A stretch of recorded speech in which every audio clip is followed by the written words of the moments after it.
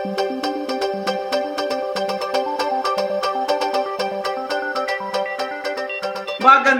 araw po sa inyong lahat. Kamusta po kayo? Kamusta po sa araw na ito? I hope you're doing fine, you're doing good, and I hope with your family.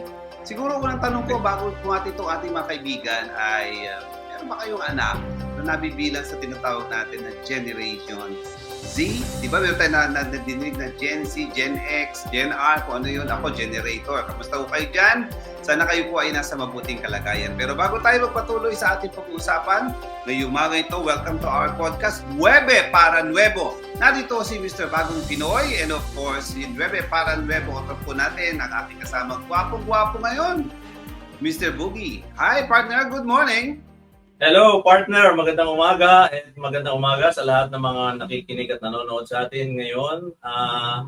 It's a good day. It's a great day to be alive. Alam mo, lagi ko sinasabi yan, partner. Every day is a great day to be alive. Pero titingnan natin. Amen, amen. Yan ang pag-uusapan natin ngayon. Kasi lalo na, ito yung guest natin ngayon ay isang Gen Z. So gusto natin kasi makakita yung pananaw ng Gen Z. Meron bang kinabukasan silang tinatanaw? parang gano'n. Gusto mo naman. Lahat yan habang nabubuhay at merong pangarap, di ba? Exactly.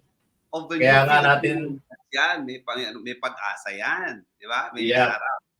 Kaya nga natin binuo yung Nueve para Nuevo is para mabuo ang mga pangarap para sa isang magandang kinabukasan ng ating bayan. So, siguro introduce ko na yung ating guest for today. Go ahead. Yes, ang guest natin ngayon ay isang Gen Z, straight from the Generation Z.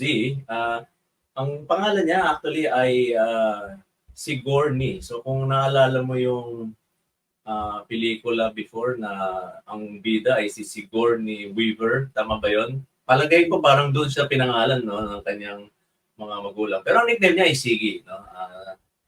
Si Siggy Valvena. Welcome to the show, Siggy. Hi, Siggy. Good morning. Good morning. Hello Magandang araw, Siggy. Hello po. Magandang araw po sa inyong lahat, sa every living thing here in the Philippines. So, gano'n. Wow! Alam mo, partner, ang ganda ng pangalan niya. Talagang very positive. Ako, tingin ko, Siggy. In Tagalog, sige ka lang ng sige ng sige, di ba? Move on, di ba? Ang ganda, very positive ang dating sa akin. Yeah, very persevering. Very, positive na kahit ano man ang iba to ng pagkakataon, sige lang ng sige. That's it. Anyway, siguro ikaw ang unang magtanong, partner mo. Meron ka bang gustong itanong sa kanya? Oo. Unang tanong ko, kung hindi siya ma-offend, tatanungin ko pakilala niya who is Siggy? Saan ba siya nagmula? Ano ba ang pinag-aralan niya ngayon, etc. So anong interest niya sa buhay? Kasi we're talking about the Gen Z, partner, di ba? Ngayon, ang Gen Z may mga mood swings. Naku, baka may ma-offend tayo, pero merong ganun eh. Ang Gen Z may sarili silang plano na hindi mo dapat pakailaman. Very independent. May mga ganun eh. So, sino ba si Siggy? Yan. Para at least yung mga nanonood sa atin, yung mga nanonood sa atin ngayon nakaka-relate sa pag-uusapan po natin. Sige. Ayan. Sige po. So, sige. So, ako po si Siggy. Ako po si Siggy Valvena. Currently studying Bachelor of Science in Business Administration, major in Marketing and Advertising in Asia Pacific College. And nung senior high school naman po ako, graduate po ako ng Humanities and Social Sciences. Kaya ako rin po, I was interested to join this podcast because it feeds my social science mind. Like, it's every day, nandito in social sciences, lagi tayo nandyan, laging, it's everything around us, diba? So, kaya I was really interested to join this podcast. And also, another thing about me rin is I am a student leader and currently parang student council po ng school namin. I am the president of APC Student Organization Association of Regents. Bale, it's an organization of student leaders in Asia Pacific College. So it's like the mother organization of all organizations, kumbaga. And ayun, ano pa bang hilig ko? Probably, to talk a lot. Ganyan. Yan yung pinakahilig ko. Like, people would perceive me as someone na malalim mag-isip. Ganon. Di nila Okay. namamalayan na, ay, ang haba na pala ng pinag-usapan namin. And mostly, ang pinag-uusapan namin about life, about, let's say, about their problems, let's say, ganyan. And everything under the sun. So, I'm basically someone who you can talk to about anything. And I would try my best to, like, spread my wisdom and knowledge. Ganon. Ayun. Let's Ang see, galing. for you. Ang galing pala partner nitong kausap natin. Saludo kami ni partner sa iyo. Grabe. Ay. No? Very inspiring, di ba, partner? Yes, Matinig yes. natin. Yung mga Yeah. nakakapanood sa atin ngayon, nakakapakinig sa atin yan, kaedad mo, it gives inspirations and motivation. Sana ganun din ako. Magsumikap ka. Ganun lang yan, di ba? Sinasabi naman ng ano Ako, natin. hindi na yata niya inabutan yun, si John Poruntong. Tama, oo. Di ba, partner, ang galing. But Yeah. yung Gen Z ba, sige, anong year ba talaga to? What year you were born? Anong yung generation na yan? Actually, marami po talagang naguguluhan whether there's this certain year 2000, di ba? Like, yung year 2000, ang sabi nila, ang Gen Z daw ay nagsisimula ng 2000. Please do correct me if I am wrong. So, I think nagsisimula siya ng 2000 until 2017 or 2015. I don't know. I'm not really sure. Pero, lagi kasing laging nako-confuse yung mga tao when it comes to who is a millennial and who is a Gen Z. Kasi halos magkalapit lang din naman. Yung mostly yung mga yung mga naranasan ng mga nasa Gen Z, particularly in 2000 to 2004, parang medyo same lang din sa later generation ng millennial. So, there's really that confusion, di ba? When it comes to identifying which is a Gen Z and which is a millennial. And it doesn't really help then na with Gen Z ano din siya, nako-confuse din siya with sino ba ang Gen Alpha naman. 'Di ba? So, ayun po. I forgot talaga kung ano yung start nung actual year when it comes to being a Gen Z, but definitely starting 2000 yun, I believe. Yan. Well, technically, it's between 1997 to 2012. So, okay. You being born in 2004, tama ba? So, andun ka sa loob talaga nung Gen Z na yun. So, kumbaga, pasok na pasok, partner, ano ha? Yes. Gen Z. Oo. So, the Alpha generation starts at 2013, no? 2013, basically. So, Anyway, meron akong tanong, kasi nabanggit ni Siggy kanina yung na ang tinapos niya sa senior high is about humanities and social sciences. I'm interested in that aspect, kasi dun sa libro, and I hope you somehow browse the book, Siggy, your mom has a copy. Yung may definition kasi tayo doon, ano yung ideal na Pinoy, Sino ba yung ideal na Pinoy? Ang tawag natin doon sa libro na Ulirang Pinoy. And one of the things there that was mentioned is that ang Ulirang Pinoy ay may social conscience. Okay? So gusto ko lang malaman, from the point of view of a Gen Z, how would they define the term social conscience? Social conscience. Okay, interesting question. Kasi, di ba, pagdating sa mga Pinoy, when we make an example of a Pinoy, mostly pinapangalan natin sila as Juan and Maria. So, let's use that terms to describe or to determine what social conscience is. Pagdating kasi sa pagiging Pinoy, palaging, let's say, ang perception sa atin ay maraming sinasabi. Ganyan. So, yes. kahit hindi ka curious sa isang bagay, nalalaman mo.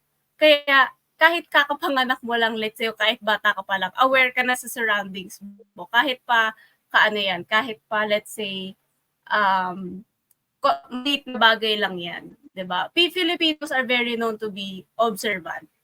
Diba? And, with the social conscience, talagang, paano ko ba i-explain to? Like, ayun, basta we're so very, we're very aware, ganun. Aware. Tapos we're very observant of our surroundings to the point na, yun nga, going back, kahit di tayo curious sa isang bagay, nalalaman natin. And yeah, that's on my perception. I believe that's what, the social conscience of a Filipino is about. Talagang, parang rooted na sa atin yung pagiging, let's say, marites. Ganon. Yun nga, kumbaga in short yun, partner, parang sasabihin ko talaga, marites at saka tolits. Chismoso at saka chismosa.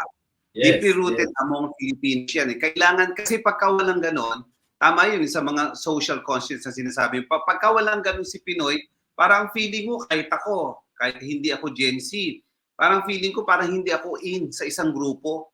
Parang hindi ako kasama, parang outcast ako, di ba? But minsan, katulad ng sinasabi mo nga kanina, nabanggit ko, madaldal tayo, makwento tayo eh. Minsan naman, pag sa trabaho mo, parang the more you talk, the more mistakes. Less talk, less mistakes. Pero tingin ko sa Gen Z, hindi uso yun eh. Kasi napaka-independent nila.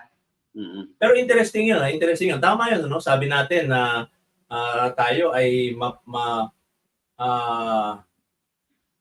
very aware, no, dun sa nangyayari sa ating paligid, no? Pwede nating tagalogin yun to the point na pwede ang dating parang mapakialam, no? Pero yung puntong yun, no, kung dadali natin dun sa term ng social conscience, anong klaseng pakialam yung gagawin natin? And I think that's where, kasi kunyari nga, no, may nakita tayo nangyayari sa ating lipunan, no, sa ating paligid, okay? Anong klase yung ating social conscience? Is it one of indifference ba? O is it one na one of empathy? Na parang, parang hindi maganda yung nangyayaring ito sa lipunan, sa paligid ko. Ano kaya ang pwede kong gawin? Diba? Parang ganon. So yun yung gusto sana nating dalhin na kamalayan ng ating mga Pilipino, no, na hindi yung pag may nangyari sa paligid, no, unang gagawin, lalabas yung cellphone, picture, popost sa social media, no, but how do we feel about the situation? How do we feel and even react, okay, to the situation that is happening around us? So, tama yun, no? Nakimarites, nakitolits, ayan. Pero, yun nga, hanggang saan natin pwedeng dalhin yun? Parang, right. May tanong natin, partner, sana pwede nating ilatag yan in a context na experience ngayon ng mga Gen Z, ng mga kabataan, katulad ni Siggy, no? Kayo ba ay talagang more on the social media aspect lang in terms of fashion, sa fashion, damit, music, bagong artista, anong chismis sa ganito, may marites at ano, or ang meron ding mga Gen Z na talagang socially aware sila sa mga different issues like binabanggit ni partner Bogie kanina. Let's say, we talk about the environment. We talk about our government. We talk about the issues in our community. May ganung aspeto ba sa Gen Z ngayon? O parang, amo na sila, problema ng parents ko yan, problema ng mga leaders sa bansa natin yan. O meron ding talagang self-consciousness na lumalabas sa henerasyon ninyo? Sige. Masasabi ko po na on the latter part naman ng Gen Z. Kasi lalo na nung election, okay? So I hope I don't offend any political party or anyone or any political figure. Kasi doon ko mas nakita na nagsilabasan yung thought processes, yung perceptions, yung opinions, and yung capability ng mga Gen Z Filipinos to be articulate and to form their own opinions and their own beliefs. Kasi sa ngayon talagang until now naman very very vocal sila pagdating sa social issues. Well, may mga iba pa rin naman na problema na nila yan, ganyan. Mostly yon, sorry for the term, pero more on the privileged yun perspective na pag sinabi na walang pake, ganyan. So hati pa rin siya when it comes to Gen Z. Hati pa rin po yung parang perception na yung iba is very vocal, which is karamihan naman po, very vocal. Kasi in Gen Z times, di ba, when you're not vocal about something, about a certain social issue or something, you're deemed to be parang neutral. You're deemed to be, let's say, parang wala kang pake, like it doesn't affect you, so you don't care, you should have empathy. Yun naman yung ibabato nung Gen Z na, let's say, socially aware to those who choose to not be socially aware. So yeah, I would really say that Gen Z people are very vocal nowadays, and they are very socially aware, and they make it to a point to, as much as possible, educate and not personally attack the person who doesn't have the same beliefs as them. So yun po. Partner, if I may, yung mga nanonood, nakikinig sa atin ngayon, you can participate, makikita po ninyo sa amin kung anong aming Facebook address natin, ang email natin, etc. And of course, ang ating Instagram. So join us for this 9 para 9.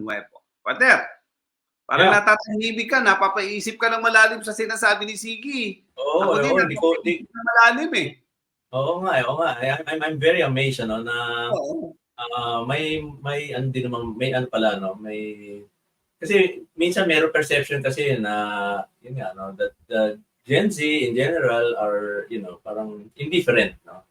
Yes. Pero ito nakikita natin, and I think this is an eye opener for a lot of our viewers na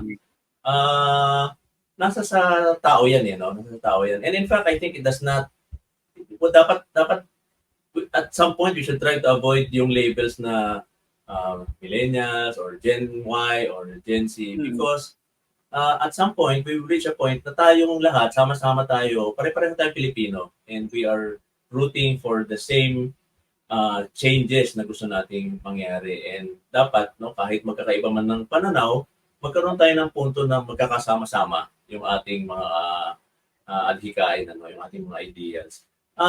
Siguro gusto ko lang dalhin din yung, kasi kagaya nung nabanggit natin sa test broadcast, ang gagawin natin dito ay mag-iimbita tayo ng mga grupo, mga NGOs, cause-oriented groups, other organizations, even social enterprises, na gumagawa ng pagbabago para sa ating bansa, tapos on 3 areas yung tatalakay natin: education, community, tsaka governance. So because ang pinaplano natin kasi nga na sa susunod na episode natin ay mag-iimbita tayo para talakayin yung area ng edukasyon, So gusto ko lang din magkaroon ng point of view, from a Gen Z. Anong mga general thoughts, na nakikita nila tungkol sa nangyayari sa edukasyon sa Pilipinas? Sige. Parang sinasabi mo rito, partner, if I may, yung ano ba yung sistema ng edukasyon natin ngayon? Yeah. Ang perspective naman po ng Gen Z. Okay, so ang perspective naman po ng Gen Z sa ganun is they are aware na there is an education crisis, 'di ba, in today's time. Kasi okay, I hope to not offend, sorry, paulit-ulit po ako nagdi-disclaimer, pero I hope to not offend any political belief or any political figure or any political anything, party, ganyan. But if I may din, kasi dito wala naman tayong kulay. So okay lang, basta no mention, di tayo dilaw, di tayo green, di tayo pula, but pinag-uusapan natin ano yung reality issues. Yeah, feel free, go ahead. Okay. Sige po. So, with that, okay. meron po tayong education crisis as to what I see rin po kasi. And may mga bagay na hindi na natuturo sa younger generation and to my generation din na wala sa curriculum, let's say, wala sa parang dapat na tinuturo kasi again, there is historical revision something na nangyayari and it's not really good. Hindi nakakwento ng buong-buo yung history natin. Bakit tayo nandito, bakit ganito, bakit ganyan. And I think kaya rin po naging ganun is because naging factor din po yung social media. Ganyan. Kasi social media, kahit saan, pwede mong ibato. Like, kahit fake pa yan, kahit totoo pa yan. Which is mas maganda kung totoo. Pero kahit yung fake, kahit yung very non-believable, kahit very impossible na story, share mo dyan. Sa Gen Z, we are very digital. Diba? We're living in the digital age. So, pinanganak ka, may iPad ka na. May iPad ka na siguro paglabas mo, pagkahawak mo. Ganyan. And then, ayun. I would really say na there is an education crisis kasi yun nga po, may mga hindi natuturo na mga buong kwento ng history and also ano ba yun? Parang there is a certain statistics number na pagdating sa reading comprehension ng mga bata.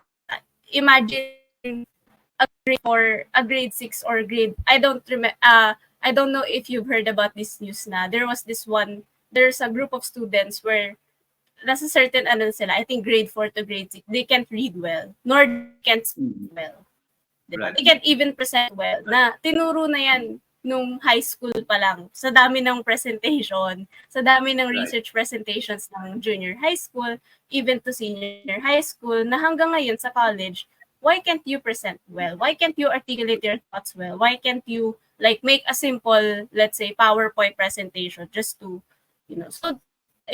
it always stems on where you started, 'di ba? Ayun po. Napapansin ko rin siya, syempre, not in my school but also in other institutions na hirap po talaga ang mga estudyante nowadays on how to present themselves, how to, articulate their thoughts. So, ayun po. Yan ako. Partner, medyo lumalalim itong ating discussion, ano? Pero napakaganda niyan because that's very relevant and especially when we talk about education because that's very, very interesting topic. Sabi nga natin kanina, when it comes to qualities of education, there must be lacking the sense of history, Tama din yung sinabi mo. Kasi yung i-compare yung knowledge, yung education ng mga estudyante natin sa ibang mga Asian countries, medyo malayo pa tayo. But somehow we have to also realize, partner, in Sigi, the limitations. It always comes to a budgetary problem, but it has not always been a problem. Or maaring baka pwedeng gawing excuse lang ito dahil kulang ka sa classrooms, tapos nag-pandemic tayo, di ba? Kulang ka sa pondo, nawawala ang mga teachers mo, they go to abroad, nagdo-domestic helper sila, and there are so many factors affecting bakit ganito ang quality of education natin. So somehow, pwede natin ipalawigin pa ito, partner, in the future. Kaya tama-tama itong natin di ba? Education is really important. Knowledge is important para magkaroon ng awareness. At pagkaroon ng awareness, merong change. Tapos magigising na ang diwa ng mga kabataan natin katulad ni Sige. Partner? Yes. Actually ako, ang naririnig ko dito is that kasi nga, hindi lang naman edukasyon ng tatalakayin natin dito, tungkol din sa communities and tungkol sa governance, But what I'm hearing is that ang pinakaugat ng problema natin is foundational, So, siguro yan yung dapat na pagtuunan natin ng pansin sa mga susunod nating episodes when we invite guests, How do we attack the foundational problem, let's say in education, Do we start sa let's say preschool pa lang o grade elementary, ano yung pwede natin gawin? And I think one important thing na gusto nating ibahagi sa ating mga taga-sunod dito sa Nuevo Paranuevo is that panahon na para magtulong-tulong tayo, no? Ang isang advokasya nga ng Ang Bagong Pinoy is unity in diversity, right? Learning to agree even when you disagree, di ba? Parang gano'n, na dapat makahanap tayo ng punto na kung saan tayo pwede magsama at magtulungan. Kasi Yes. we need all the help we can get. So, yan siguro yung lalabas sa mga susunod nating episodes. Exactly, partner. So, napakaganda. And I think at this point in time, ay wrap up natin konti. And I think si Siggy, we need more of your ideas. And maaari perhaps, no, every time na lalabas at manonood kayo, makikinig kayo ng Nueve para Nuevo, magiging makasama natin regular si Siggy. Para at least meron tayong different point of perspective na nadidinig mula sa kabataan. Sabi nga ni partner, education. We should start from education, learning. Pag wala tayo ito, mukhang kulang ang pakikialam natin. Mukhang kulang ang ating collaboration and alliances with other partners. So at this point, partner, tayo magpapaalam na, and thank you, Siggy, for joining us.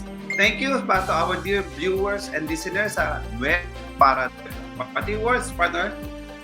Yes, maraming salamat at sa lahat ng mga tagasunod ng Nueve para Nuevo.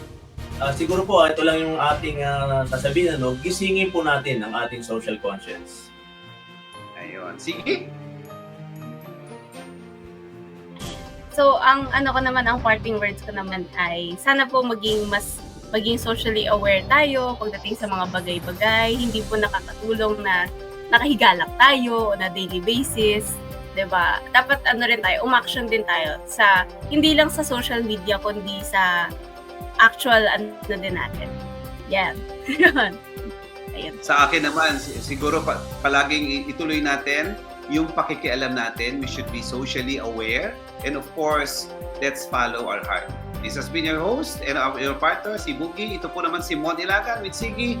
Magandang araw po sa inyong lahat. Maraming salamat.